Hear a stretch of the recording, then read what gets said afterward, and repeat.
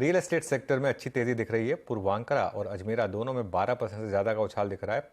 पूर्वांकरा की बात करें तो बिक्री में 102%, तो वॉल्यूम में 89% की ग्रोथ रही है। दूसरी तिमाही में कारोबार और पूरे रियल एस्टेट सेक्टर की तस्वीर पर चर्चा करने के लिए हमारे साथ पूर्वांकरा के CEO अभिषेक कपूर जुड़ गए हैं। Abhishek ji, good afternoon.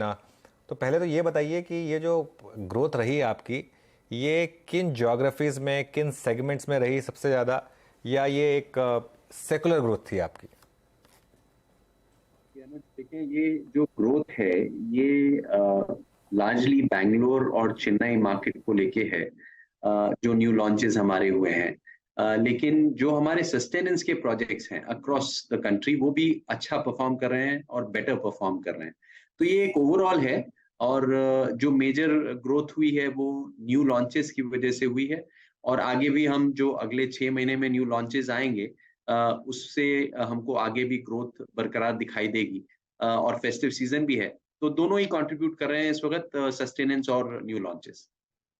Abhishek ji, evident है कि जो हाल ही में रेट हाइक्स आए हैं आरबीआई की तरफ से, उसका डिमांड पर ज्यादा इम्पैक्ट नहीं देखने को मिला है। प्राइस पॉइंट्स के लिहाज से अगर आप हमें एक अंदाजा दे सके कि वहां पर क्या आपको रियलाइजेशन में कुछ और स्कोप है दाम बढ़ाने का?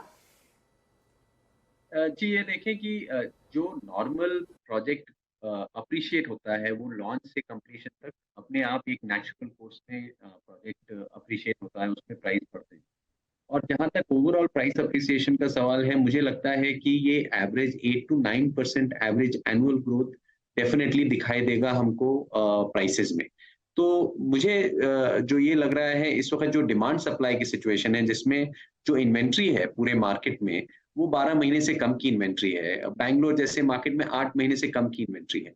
तो क्योंकि इन्वेंट्री कम है और सप्लाई की कमी है और डिमांड है, और प्लस जो एक नेचुरल अप्रिसिएशन होता है, तो मुझे लगता है कि ये जो ग्रोथ है दोनों वॉल्यूम में और वैल्यू में, रियलाइजेशन में, ये कंटिन्यू होता दिखाई देगा अगले एटलीस्ट मुझे लगता है 12 से 24 महीने तक फॉर श्योर। बता दें कि मनी कंट्रोल पर दिए गए विचार एक्सपर्ट्स के अपने निजी विचार होते हैं। वेबसाइट या मैनेजमेंट इसके लिए उत्तरदायी नहीं है। यूजर्स को मनी कंट्रोल की सलाह है कि कोई भी निवेश निर्णय लेने से पहले सर्टिफाइड एक्सपर्ट की सलाह लें।